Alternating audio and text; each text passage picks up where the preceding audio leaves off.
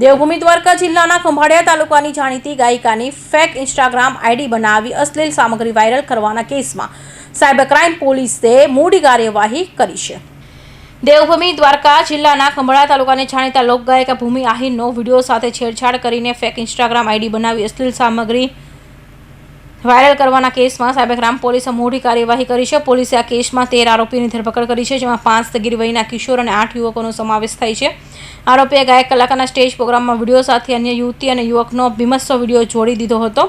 તેમણે મોફ કરેલા અશ્લીલ ફોટા પણ વાયરલ કર્યા હતા। પકડાયેલા આરોપી એક સુરેન્દ્રનગરનો દેવેન્દ્રસિંહ હસમુખભાઈ ચાવડા, બીજો બનાસકાંઠાનો વિષ્ણુ ગમનભાઈ મકવાણા, ત્રીજો પાટણનો મનોજ મહેન્દ્રભાઈ વાઘેલા, ચોથો દાહોદ વિજય નરવદભાઈ મુનિયા, પાંચમો બનાસકાંઠાનો પ્રકાશ ધનજી ચૌહાણ, છઠ્ઠો બનાસકાંઠાનો રાહુલ પોપટભાઈ છાત્રાલય, સાતમો બનાસકાંઠાનો માનસક શ્રાવણભાઈ સોલંકી અને આઠમો થરાદનો હિતેશ રામજી ઠાકોરનો સમાવેશ છે અને 5 આરોપીઓ સગીર છે।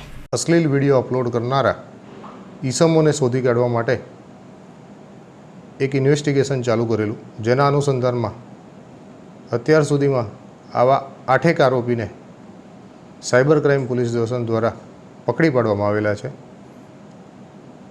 એ તમામના મોબાઈલ, એમના દ્વારા ઉપયોગ કરવામાં આવેલા રાઉટર્સ, વાઈફાઈ એ પણ સીઝ કરવામાં આવેલું છે।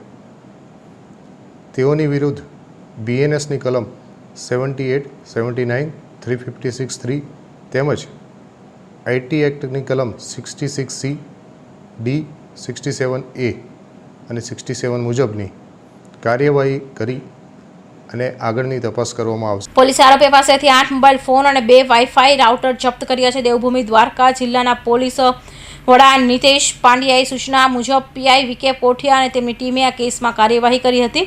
ગાયિકાની ફરિયાદના આધારે પોલીસે ટેકનિકલ માહિતી એકત્ર કરી આરોપીઓ સુધી પહોંચી હતી। હાલ PI કોઠિયાએ વધુ તપાસ કરી રહ્યા છે। કૌશિક પટેલનો રિપોર્ટ, NTV ન્યૂઝ, સુરત।